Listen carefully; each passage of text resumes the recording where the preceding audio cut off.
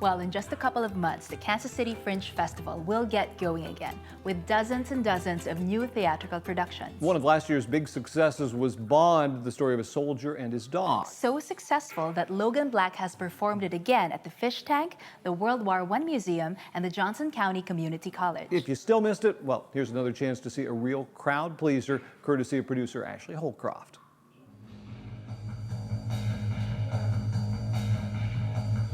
Diego!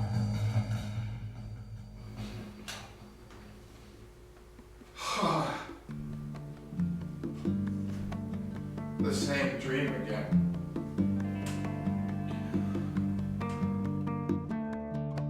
Based on his 2006 tour of duty in Iraq, Bond chronicles the relationship between Logan Black and his bomb-detecting partner Diego.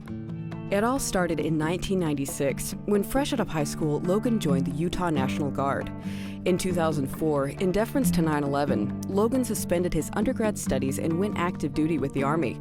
But there was just one problem. The job I had there wasn't available in the military, so they said, we're going to reclassify you and make you a combat engineer. So primarily dealing with landmines and explosives and that sort of thing. It's a terrifying job. I found out about a new dog program that the DoD was doing in conjunction with the British Army. So I called the enlisted personnel branch at the Pentagon and say, there's a dog school, right, for engineers? And they said, yeah. And I said, I want to volunteer.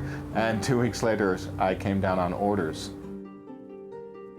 I first met Diego in 2005 as part of the Specialized Search Dog Course in Fort Leonard Wood, a few hours south of here.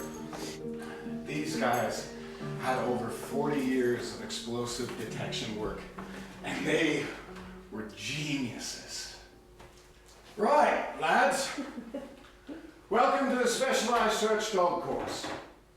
Over the next 14 weeks, you and your sons will learn to detect over 40 individual explosive odors. IEDs, improvised explosive devices, have become the most lethal weapon insurgents are using against coalition forces, and they're damn good at it. As destiny would have it, out of the 24 possible dogs, Logan was paired with that keen yellow lab. We clicked instantly, and he was smart. So smart. He would cheat. About halfway through, Diego started finding devices faster than any other dog. And I don't mean running a 40-minute problem in 20 minutes. I mean, he would almost run right to the bomb. After a few days of this, Ron realized that Diego was tracking his scent to where he was placing the bomb. We had to start changing up who set our problems so that Diego would just search. Oh, he was the perfect mixture of play drive, curiosity, and intelligence. And his nose. Logan and Diego were partners for over a year, making incredible finds. Together, they discovered caches of over 250,000 pounds of weapons, explosives, IEDs, and ammunition. Because of the specialized task they performed, the pair weren't part of a specific unit, instead being assigned to missions with everyone from the SEALs to the Iraqi police. But this constant shifting bore with it a deep sense of isolation. It was just me and Diego. I'd do a mission, we'd come home, I'd go back to my trailer, get ready for the next mission. I was left on my own to process all the emotions that were happening. No! Diego! This way! Come! Come here! No. You're okay. Moving on to conduct a rapid search. Every fiber in my body is telling me that this is a car bomb. Come on, buddy. What's this?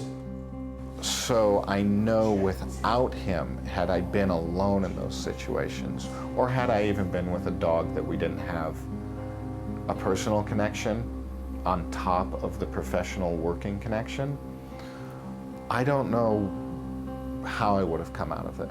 He absolutely kept me healthy. When their time together came to a close, Diego was transferred to another handler, and Logan came to Kansas City to pursue an MFA in acting and directing at UMKC, all the while trying in vain to monitor his partner's retirement eligibility. They would be apart for 7 long years before being reunited in 2012 after Logan mounted a social media campaign to find his beloved boy. It's been fantastic. I picked him up 3 years ago now and brought him back home. He still wants to work. All of his training is still second nature. When he goes into a new space, he always does a left to right cursory check of the room, looks at everything, smells everything, then says, "Okay, Dad, it's good. Now I'm just gonna lay down and somebody better come pet me." So he's living a pretty wonderful life of retirement. But we may have never heard about their adventures if this past March, while performing in the Heart of America Shakespeare Festival's Merchant of Venice, Logan hadn't posed a question to fellow actor Robert Gibby Brand. I said, "Hey, what one-man shows would be good for Fringe that are 60 minutes? And he said, "Oh, that's easy, yours." And so that kind of planted the seed. It took me probably about 3 months to do the initial script and then a month to do the rewrites. And it was very much a double-edged sword. I spent a lot of time doing research, and sometimes that would trigger my PTSD. And I would find that I had just gone down that rabbit hole. Other times it was very cathartic to look at a traumatic event. Now that I have perspective and distance from it, and break it down and go, why did I act the way I did? I worked very hard to never take a stance whether the war was good, whether it was right, whether we were lied to or we not. That's not what the story's about. It's just about my interaction with a dog.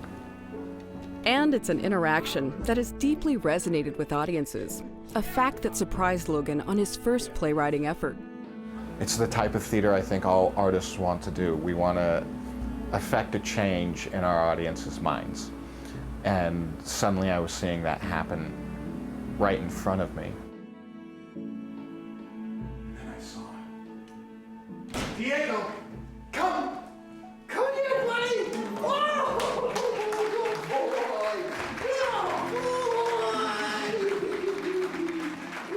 The show ends, everyone claps, and Diego is swarmed with people to pet him, and I'm swarmed with people that are shaking my hand and hugging me and crying. I had one veteran pull me to the side. He fought in Vietnam, and he told me that if somebody from his generation had been able to tell their story in this way, he wouldn't have spent 30 years wandering in darkness. So when I have a vet tell me something like that, I have to continue telling this story. I think vets telling their stories would be a game changer. So I hope the show inspires, if it inspires one vet to write a poem, then all my productions have succeeded. Good boy.